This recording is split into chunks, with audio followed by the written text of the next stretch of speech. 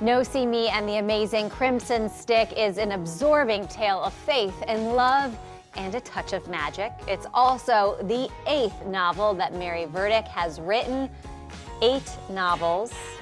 This is your 4th time here. Welcome back, Mary. Thank you. It's wonderful to meet you. You are a prolific writer. How do you write 8 novels? Well, I just sit down every morning after breakfast and start writing. That's what they say. If you want to write, you have to write. And do you have to, are you inspired every morning? Are there several mornings when you have to wake up and make yourself do it? Well, it depends, but I make myself do it whether I feel inspired or not. So tell us about this book. Well, this is a story of the stick. Maggie Dawson, the heroine, comes across this stick as a child, and it intervenes on her behalf. It's sort of like her conscience. It intervenes on her behalf and leads her in the right direction when she's stuck often. She grows up and she's very much in love with her stepbrother, who's no relation, and he loves her too, but he feels this call from God.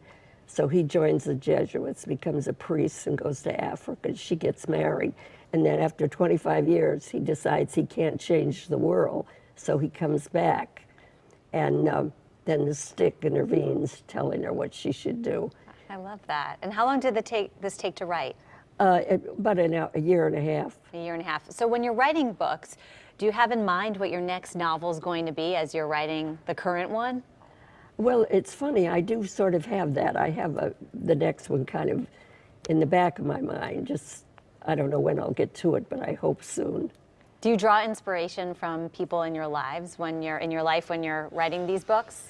I think you do. You pick up things that people have said to you, and it stays in your mind. And then when you start writing, you remember that. How long have you been writing novels for? Well, first I was a teacher, and then I went to work for Weekly Reader. And while I was at Weekly Reader, I wrote a whole series of young adult novels called Pal Paperbacks. And then my husband got sick, so I left there to take care of him. And then when he died, I started writing the adult novels. Well, it's amazing that you've been able to produce 8. Do you feel that your writing keeps getting better and better with each book? Well, I hope so. I feel it's getting better, and I hope people feel that way, but who knows? I can't wait to read it. And you're based in Cromwell. Do you draw any inspiration from the area?